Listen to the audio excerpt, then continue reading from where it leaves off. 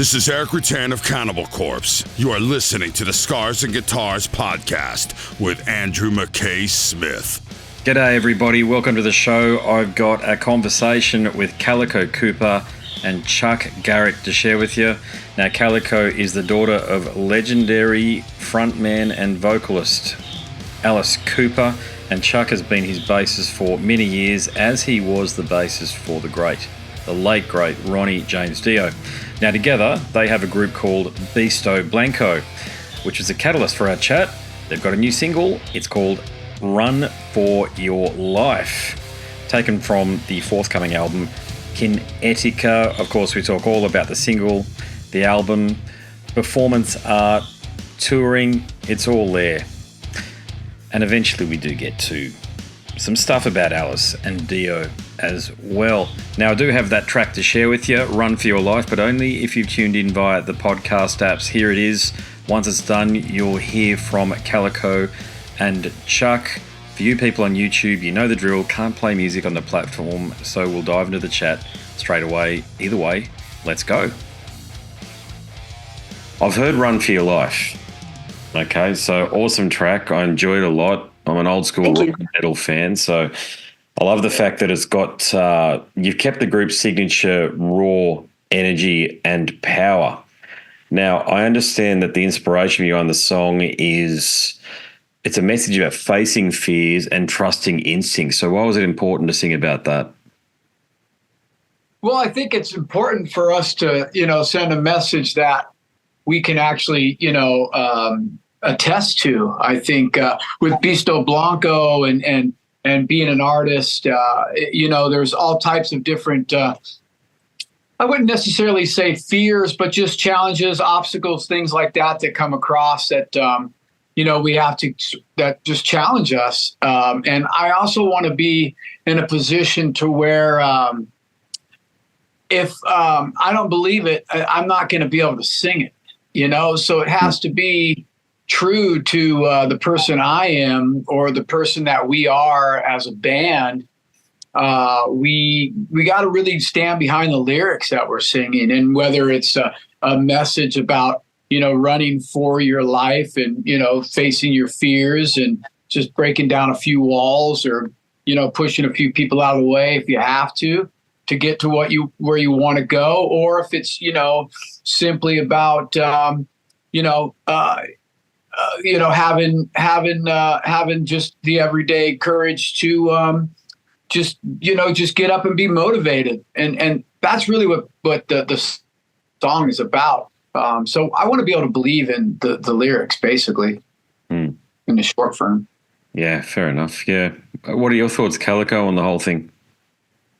I think when we were writing it, I remember thinking like, wow, what a unique take on strength, right? Because we always have this like adage of like, face your fears, turn around, run into the tidal wave. And it's like, I picture, like First Man, right? The first time that volcano exploded and he grabbed his kids and just tearing away. And it's not weakness. It's like, wow, that's survival. And so I think the message kind of became more one of like survival than the kind of typical like punch a lion in the face. You know what I mean? Like, it's like, hey man, like we're hardwired to survive. And a lot of us have gotten so beat down that we're just like, these are my circumstances. I can't. And it's like the song for me starts kicking in those turbines in my brain.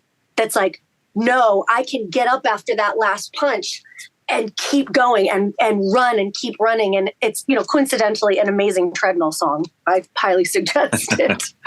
There you go. Yeah. Look, the video is very visceral as well. So were you both integral to the concept? In other words, did you actually provide a lot of the art direction? Well, when I directed the video and came up with the entire thing myself, I had no help from anybody. It was genius. And actually, Calico can speak on behalf of the video. It was her idea, her concept, her direction, her wardrobe. She pointed us in the direction, and we're all on board. The one thing we do is we all know each other's strengths in this band. And we also know, we also are not afraid to, when somebody has an idea, doesn't really matter who came up with it or what. If it's a great idea, it's a great idea. And then you're going to get full support from everyone around you. So we just tried to provide that for Calico.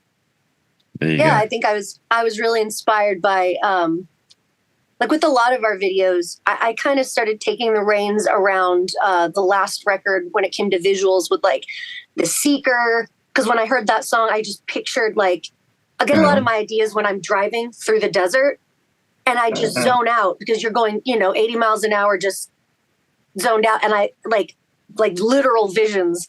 And so like, I was seeing this girl in a long nightgown and she was all beat up and she was running through the desert. And it just, my mind went like, what is she running from? Who is she? Where's she going? And I would just listen to the song on repeat until the story just played out in my mind like a movie. And so very similar when we were recording Run for Your Life in Germany, I was just seeing like this clock ticking down to an explosion, like Run for Your Life because of this explosion. And then from that kind of like nucleus, the story of like who we are and how we fit into it kind of like just popped out. And when you tell somebody, a group of people, you go, hey, so we're not just going to play instruments on a stage. I'm going to get a spaceship and we're going to do all these special effects and like stunts and whatever. And most people would go, that's nice, dear. But I have a lot of support they know that I can make it happen. Mm-hmm. So they don't ask a bunch of questions like, where are you going to get a spaceship or who are you going to shoot that's going to let you, shoot them 6 feet in the air. And I say, why don't you let me worry about that? But yeah, I was really inspired by like kind of like mid 80s sci-fi movie of the weeks. Yeah. And I think that there was something so special about those to me when I was a kid. Like I loved them. I loved the practical effects and the monster fingers and the whole thing. So, when I put it together in my head, I wanted it lit very like mid 80s thing. I wanted the big turns to be the slow motion dramatic big turns. And when you're making something like that, it is very modern and you're in the moment and you're going, I don't know if I captured it. And then when I was editing it, I go, oh, nope, we got it. Okay, gotcha. Now, with regards to the album, I haven't heard the rest of the album yet, but I understand it's called Kinetica. Is that right? It is. To this point, we only have the single out. Okay, yeah, there you go. So the single is dropped. We have, I think, another single, potentially 2, but then the whole record will drop, and it's something, man. We did 11 videos for 11 songs. Oh my God! Where do you find the energy to do that? That's huge. Mostly this, but otherwise, there's actually tequila in there. No, but I want it so bad. I think as an artist, one of the things that, might sound cheesy, but is 100% true for me is that I desperately want you to see what's happening in here. And I can't do it with words. I'm not great at, expressing like these kind of like visuals. And so when I tell Chuck or the label or whoever, I have this idea and I garble my words and I can see that they're going, okay. And through music and through these videos, I can give you like a look at like what's happening in my brain. And it gets me off for some reason. I love it when somebody goes, oh my gosh, that moved me in some way. I go, good. Like I want that. And so, Chuck is writing this music that's really easy to create to, and, this was the first record too that I really got in on the writing process, and I, spearheaded like I think like 3 or 4 of the songs and wrote the majority of the lyrics for those. And having now that arrow in my kit, I'm going, what? I have unlimited power. I can write what I want to do, and so yeah. I mean, for me, the 11 songs for 11 videos just was like a dream come true. To be able to even attempt that was amazing. Yeah, gotcha. Look, we also live in an era where forget about technology. That's been there now for too long to mention. But artificial intelligence, whether it be DALL-E or ChatGPT, these types of applications. So did you use any of them to help you with the creative process?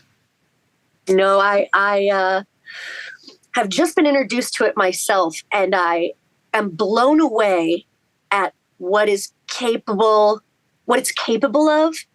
But I think it, in my opinion, it's a great tool, but it ultimately can't execute.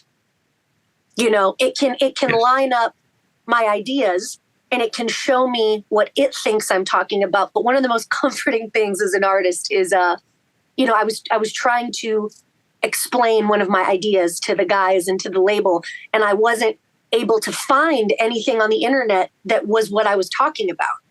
And so I got onto, the AI thing, and I typed in all the words, and it just couldn't get it. It just couldn't get exactly what was happening. It was close, but not exactly it. And so I think it's a magnificent tool. And, but I'm a sucker for practical effects. All of our cuts and bruises are real. Our explosions, if you watch the Run for Your Life video, when I shoot that guy, it's a literal practical explosion. Like, we didn't use CGI.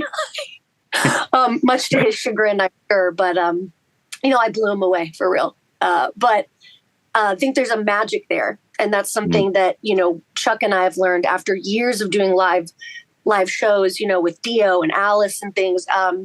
You really cannot not do it. You got to do it. Yeah. I think. Yeah, what do you think, Chuck? Yeah, you're both in that old school. It's great. Yeah, sorry, Chuck, you go, mate. No, I think regarding the AI thing, I think Calico nailed it. It's a starter for some things. It could be a lot of people are using it for maybe starting for lyrics or a starter for visuals or things like that. But the end is there's no replacing human feel, human touch, expression, emotion. I'd really find it quite interesting, and then we may be in a completely different time if you can ask a computer or AI, right? We talk about this. This is the fear, was when it can really give you a human emotion, a human feeling, maybe an actual circumstance. There's been a lot of things that have happened to us in our lives that are in Beasto, especially, that have been really great and wonderful, and some things that are hard and heavy and deep. So I think that we're moving into that age flawlessly and easily, but we're also really at the end of it, we rely solely on our ability as musicians and songwriters to finish the project. Yeah. Yeah, as a platform, as a type of technology, it reminds me of where musicians and creators were at in the late 70s and early 80s, where when you go back and listen to a lot of that music and watch those movies now, they look like shit and they sound like shit. And we're at that point. So we're probably about 20 or 30 years away from it actually having I want to say meaningful and impact on a way where it's seamless from the perspective that you don't notice that it's there as much. At the moment, you've got artists that are out there, bands in particular, that are using AI to create album covers. Deicide, for example, recently did it with theirs, and it doesn't look good, guys. Nope. Yeah, I don't know why they're going down that route, because we can all do it wherever my phone is. We can all do it on our phones now if we really want and come up with something, but it just looks Yeah, I remember trying to come up with our album cover, and I typed in like all these keywords, and I felt like a little old man in shock when I saw what came back, because I thought, oh, it's going to look like this. The intricacy of what got sent back to me, I was like, what? You know what I mean? Like, it's really mind blowing, and I think it's a tricky. We were just having this huge conversation about how much pressure gets put on artists to do the newest thing, and how much you're going to play ball, and whether that's like, you know, having this kind of production or this kind of producer or like whatever, or like, you know, posting 30 times a week. Like there's a bunch of stuff that I feel like my body and my brain is like, oh no, I don't want that, because I don't want to see that. But then I have to go, okay, I cannot get old man fossil brain and be like, that doesn't work. You know what I mean? Like I have to try and see what is happening. And I agree with you. I think looking at an AI cover, there's something missing. There's something that even photography, like if you take a great photograph, you did an AI of my face right now, it would look just like me, but there's something here that's gone. The humanity's absent. Yeah, totally. Yeah, gotcha. Yeah. What about in terms of the performance side of things? I'd love to watch you guys. Okay. And there's so much going on. There's so much energy there. And you're playing these huge European festivals. Well, I know I'll ask the question. You're playing Wacken or Wacken, is that correct? Yeah, I think they say Wacken, right? Yeah, there you go. So is that new for you? Have you played there before? Yes, not as Beasto Blanco. We haven't played there before, so this will be our first time as the band Beasto Blanco playing Wacken. Yeah. But you've done it with either Alice or with Dio, I think. From memory. Exactly. Yeah. Mm-hmm. Yeah. Yeah. I mean, that's a full on, probably the biggest heavy metal festival in existence. That one there, maybe the best too. I've got to say. So yeah, it's massive. Yeah. Are you having to do a full production for that? Well, I think go ahead. Yeah, go ahead. Go ahead. Well, I was just going to say we do. We've been lucky enough to play. Have some great spots touring in arenas with Beasto, and so we now know the difference between. Logically, we know the difference between what we have on a club stage, a theater stage, and an arena stage, but to be honest, you can't tell us nothing. So we basically have a monster show in a club or a theater. I'm building something right now that requires soldering, just, so we get like an idea of what we're doing. Like Beasto is, and if you look up, like there's a lot of stuff of us live. There's really not a lot of fear of non-acceptance. You know what I mean? We are so going to bring to you what we are.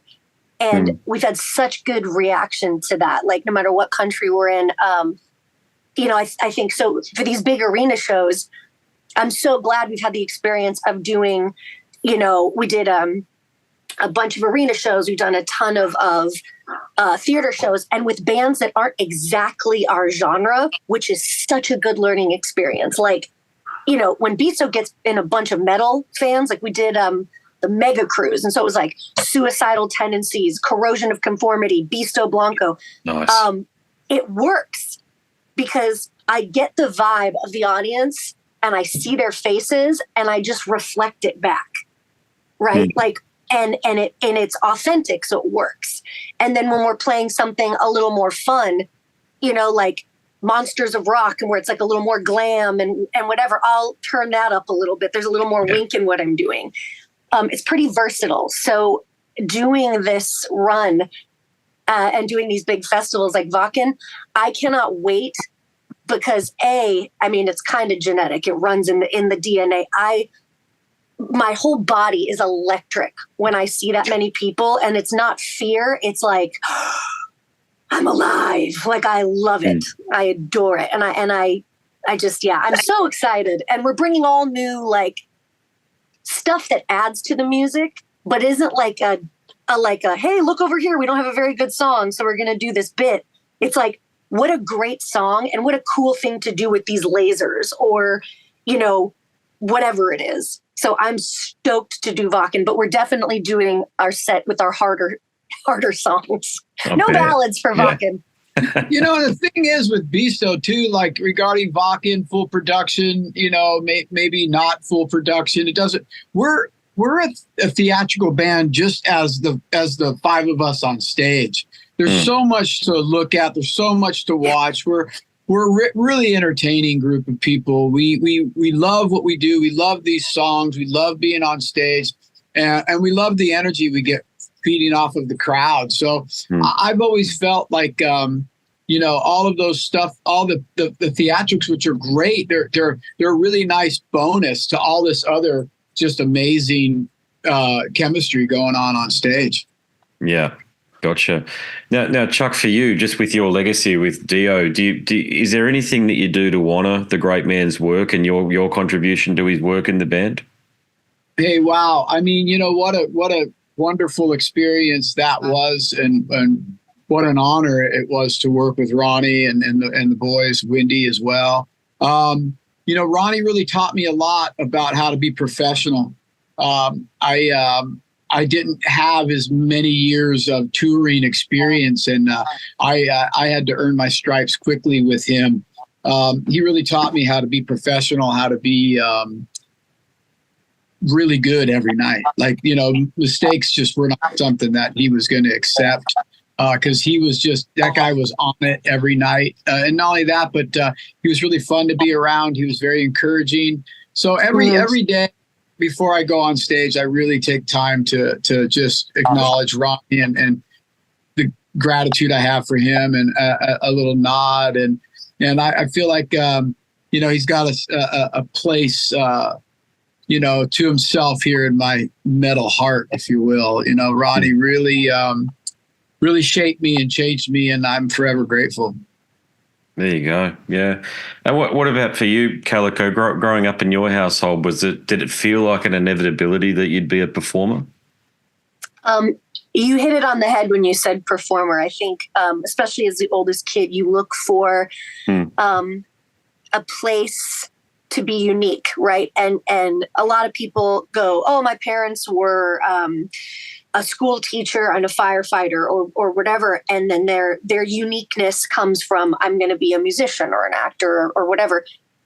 For me, I was sort of born into it, and over here, I don't know if it's so much there, but they laugh about nepo babies over here, about how easy it is for them, and I think I might have a unique take on it, as far as, like, if you take the word nepo out and you replace it with family business, if your dad's in tire sales and you got brought up around tire sales and you take over the tire sale business, people aren't like, "Nepo, tire baby, nepo kid." You're like, I took over the family. Like, I don't know. But I do agree that, kids in my position have a lot of advantages, but I don't think that gives you the excuse to not work your ass off. I don't think that gives you the excuse to just sort of accept what comes your way. So for me, I wanted to work hard. I wanted to earn it. And I wanted to find something in entertainment that wasn't exactly what my parents were doing. So, it's like, at first I go, "Oh, I don't want to be in a band. It's not really whatever." And I was, acting and doing TV and film, and I still am. And then Chuck brought this idea to me where he's like, "What if all the ideas that you ever had," he's like, "Satan, could come true? What if you could do whatever you wanted?" And I was like, "Yes, Satan." So really, I learned to sing in the process. I always could, just by, I don't know if it's genetic or just luck. I don't know. But being in Beasto taught me all these different voices that I have. Like in Run for Your Life, there's this huge scream that I didn't know I could do until I was in the booth. Because the lyric was supposed to be like, just carry, run for your life. And I ran out of breath. And so I just shrieked the rest of it out. And I went, oh my God. And Chuck and Chris Harms, the producer, were like, and so I was like, I did that. That was me. So, yeah, learning new stuff about that voice. And, I'm really encouraged by my dad. He's so, does it right in the way of he gives me feedback. He's really into it, but he's not calling up, Wacken and going, "Hey, can you get my kid in?" We busted our asses to get there. And, That's what I was just going to say. Yeah. You know? Everything that we've gotten, is from hard work. And if you happen to know us from the years that both of us toured with Alice, or the years Chuck did Dio, or the countless amount of like BS acting jobs that I like slung and hashed out just to like make a name for myself. If you still want to say it's because of that, okay. I don't know if I joke. I'm not going to fight you, but come see us and then you tell me if we have it or not. Yeah. Oh, you definitely got it. I've seen the live videos. There's no question about that. But it seems to be the fate of a lot of people in your position, Calico, where that accusation of nepotism just seems to be hand in glove with success, doesn't it? I'm just talking about the accusation of it. It's odd. Yeah, it'll sink you, man. I think all people really want to do, this is my TED Talk. I think all people really want to do is be heard, and I think if it makes you feel better that you're struggling, to say that, my success comes only from the success of my parents, I get that, man. Like, I feel that way too. Secretly, sometimes I see people in my position, and we all know, social media is smoke and mirrors, whatever, but I'm guilty of looking at my peers and going, how do they get these jobs? How are they doing this? And I'll wring my thumbs and call Chuck and go, it's not fair. I'm working so hard, just to be told when I do get a success, you just got that because of whatever. So I think you got to have enough sense of self to go, I know how hard I worked. I know that I did 10,000 hours in repertory Shakespeare theater. I know that I worked my ass off to learn everything. And I'm not mad at you if you don't like me. I can't help my birthright, but what I can do is promise you that I am going to work my ass off for everything that I get. And then with any success that I have, I try to help other people. If there's a band that I know that's really good and just not getting where they need to get, if I can put you in front of someone or put you in touch with someone, I will. I'm not a gatekeeper. I want to help, but just try to not push my face in the mud in the process. Yeah. Well, you're both doing an admirable job regardless. And so I'll make this my final question for you. Australia, have you been here and are you planning on coming down? Well, the plan is to come there as Beasto Blanco. We have not had the opportunity. At one point, right before COVID, we were supposed to go. We had gotten an offer. It didn't work out, obviously, but our goal now is to get over there as soon as we possibly can. Doing these interviews and getting the word out there is really helping. So, short answer is yes. We want to get to Australia sooner than later. And we've been a ton of times with Alice. I'm lucky enough to have gone and seen some things that I don't think can ever be replicated. The beauty of that country is truly it's breathtaking. And having experiences there that I can't even describe to people. They go, how is Australia? I go, okay. I'm going to need AI for this. And try to explain it. But yeah, I love Australia and I would love to come back with Beasto. They receive Alice always so well. Great fans and great to hang out with after the show, by the way.